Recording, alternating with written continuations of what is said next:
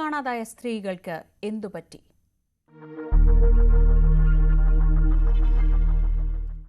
ആലപ്പുഴ ചേർത്തല പള്ളിപ്പുറത്ത് മൃതദേഹാവശിഷ്ടം കണ്ടെത്തിയ വീട്ടുവളപ്പിൽ ഇപ്പോൾ ക്രൈംബ്രാഞ്ച് സംഘത്തിന്റെ തെളിവെടുപ്പ് തുടരുകയാണ്.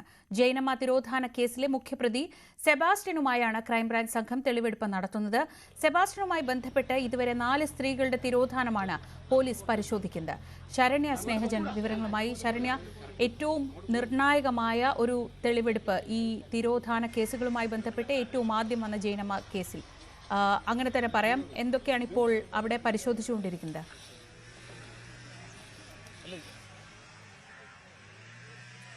സുജ, 2024 ഡിസംബർ 24-ാം തീയതി കാണാതായ ഏറ്റുമാനൂർ സ്വദേശി ജൈനമ്മയുടെ തിരോധാനവുമായി ബന്ധപ്പെട്ടാണ് അന്വേഷണ സംഘം സെബാസ്റ്റ്യന്റെ പുരയിടത്തിൽ, അതായത് ഈ കേസിലെ ഇപ്പോഴത്തെ മുഖ്യപ്രതിയായ സെബാസ്റ്റ്യന്റെ പുരയിടത്തിൽ അന്വേഷണ സംഘം തിരച്ചിൽ നടത്തുന്നത്. കോട്ടയത്ത് നിന്നുള്ള ക്രൈംബ്രാഞ്ച് സംഘം ഇവിടെ എത്തി നടത്തിയ തിരച്ചിലാണ് മൃതദേഹാവശിഷ്ടങ്ങൾ കണ്ടെത്തിയിട്ടുള്ളത്. അതിൽ തന്നെ നമ്മൾ ഇപ്പോൾ ദൃശ്യങ്ങൾ കാണുന്ന ഈ ഭാഗത്ത്, അതായത് ഇപ്പോൾ അന്വേഷണ സംഘം അവിടെ ഈ പരിശോധനയ്ക്ക് മുമ്പായി ആ ഭാഗങ്ങൾ വൃത്തിയാക്കിക്കൊണ്ടിരിക്കുകയാണ്. അതിനുവേണ്ടിയുള്ള ക്രമീകരണങ്ങൾ ഇവിടെ ഒരുക്കിയിട്ടുണ്ടായിരുന്നു. നമ്മൾ ആ ദൃശ്യങ്ങൾ കാണുന്ന ഭാഗത്താണ് ഈ രീതിയിൽ ഉള്ള ഒരുക്കങ്ങൾ ഇപ്പോൾ നടന്നുകൊണ്ടിരിക്കുന്നത്. ഇവിടേക്കാണ് സെബാസ്റ്റ്യനെ എത്തിക്കേണ്ടത്. കാരണം ഈ സ്ഥലത്ത് ഓലക്കീറുകൾ കൊണ്ട് മൂടിയിട്ട നിലയിൽ അകത്ത് കത്തിച്ച രീതിയിൽ ശരീരാവശിഷ്ടങ്ങൾ കണ്ടെത്തുകയായിരുന്നു.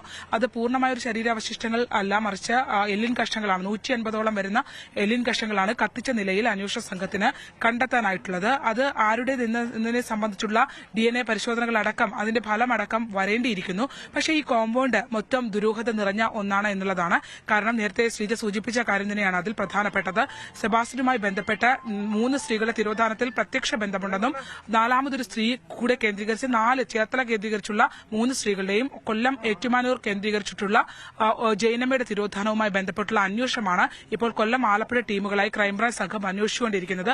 അതിൽ തന്നെ ഇപ്പോൾ ജൈനമ്മ തിരോധാനവുമായി ബന്ധപ്പെട്ടുള്ള തെളിവെടുപ്പിന്റെ ഭാഗമായുള്ള ക്രമീകരണങ്ങളാണ് ഇവിടെ നടക്കുന്നത് എന്നുള്ളതാണ്. നമ്മളിപ്പോൾ ദൃശ്യങ്ങൾ നമുക്ക് കാണാം.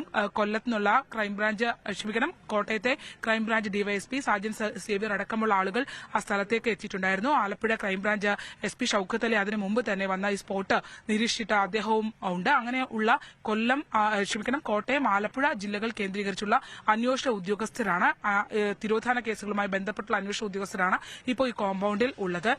ഇതിൽ ഏറ്റവും പ്രധാനപ്പെട്ട കാര്യം, കഴിഞ്ഞ ദിവസം നടത്തിയ പരിശോധനയിൽ ഈ വീടിന്റെ നമ്മൾ ദൃശ്യങ്ങൾ കാണുന്ന JCB ഉപയോഗിച്ച് വൃത്തിയാക്കുന്ന ഭാഗത്തു നിന്നും കുഴിയെടുക്കുന്ന ഭാഗത്തു നിന്നും മൃതദേഹാവശിഷ്ടങ്ങൾ കണ്ടെത്തി എന്നുള്ളതാണ്. അതിന് തൊട്ടടുത്തായി ഒരു കുളമുണ്ട്.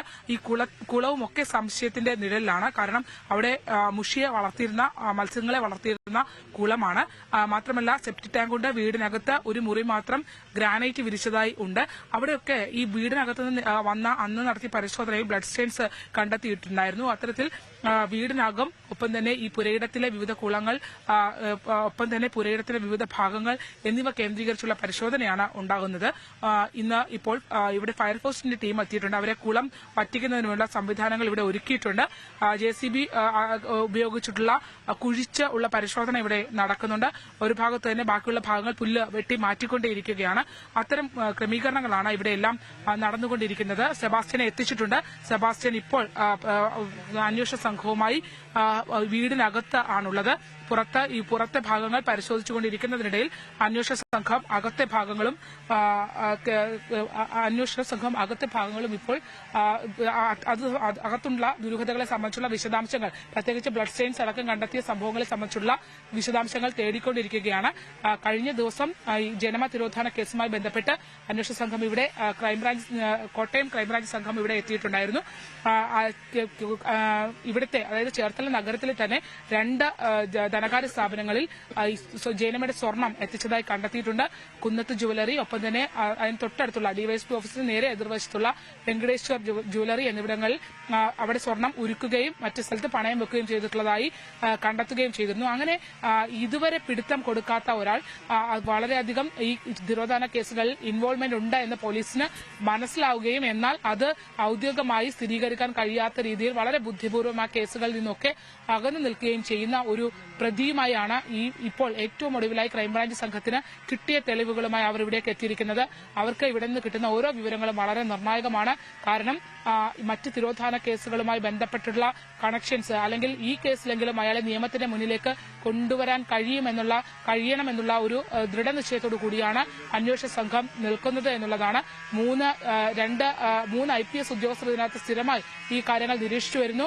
ആലപ്പുഴ ജില്ലാ പോലീസ് മേധാവിയായ SP മോഹനചന്ദ്രൻ, ക്രൈംബ്രാഞ്ചിന്റെ ആലപ്പുഴ ജില്ലയുടെ ചുമതലയുള്ള SP ഷൌക്കത്ത് അലി, ഒപ്പം തന്നെ SP ഗിരീഷ് പി സാരഥി, ഒപ്പം കോട്ടയത്തെ അന്വേഷണ ഉദ്യോഗസ്ഥനായ സാജൻ സേവ്യർ, ഇത്രയും ഉദ്യോഗസ്ഥർ ഇതിൽ വളരെ അവർ എല്ലാവരും ചേർന്നുള്ള കൂടിയാലോചനയുടെ ഭാഗമായാണ് ഓരോ ദിവസവും അന്വേഷണം മുന്നോട്ട് പോയിക്കൊണ്ടിരിക്കുന്നത്. എന്തായാലും ഈ കേസിൽ ഏറ്റവും നിർണായകമായ പള്ളിപ്പുറത്ത് നിന്ന് ആലപ്പുഴയിലെ തിരോധാന കേസുകളിലെ പ്രതി സെബാസ്റ്റ്യൻ കൂടുതൽ സ്ത്രീകളെ ലക്ഷ്യം വെച്ചിരുന്നതായി വെളിപ്പെടുത്തൽ. ഭർത്താവ് മരിച്ചതിനാൽ ഒറ്റയ്ക്ക് താമസിക്കുകയായിരുന്ന തന്നെ വീടും സ്ഥലവും വിറ്റു നൽകാമെന്ന് പറഞ്ഞ് സെബാസ്റ്റ്യൻ സമീപിച്ചിരുന്നെന്ന് റിട്ടയർഡ് അധ്യാപിക എലിസബത്ത് ജേക്കബ് ന്യൂസ് 18നോട് പറഞ്ഞു. കാണാതായ ഐഷയുടെയും പെൺസുഹൃത്തായ റോസമ്മയുടെയും അയൽവാസിയാണ് എലിസബത്ത്. റോസമ്മ ന്യൂസ് 18നോട് വെളിപ്പെടുത്തിയ കാര്യങ്ങൾ സ്ഥിരീകരിക്കുന്നതാണ് ഈ അധ്യാപികയുടെ വെളിപ്പെടുത്തലും. സെബാസ്റ്റ്യൻ ഈ ചേർത്തലയിലെ ഈ ഭാഗവുമായി ബന്ധപ്പെട്ട് ശാസൻ കവലയുമായി ബന്ധപ്പെട്ട് തന്നെ പലയിടങ്ങളിലും ഈ സ്ഥലം വിൽപ്പനയുമായി ബന്ധപ്പെട്ട് ഒറ്റയ്ക്ക് ജീവിക്കുന്ന സ്ത്രീകളെ സമീപിച്ചിരുന്നു എന്നുള്ളതാണ്.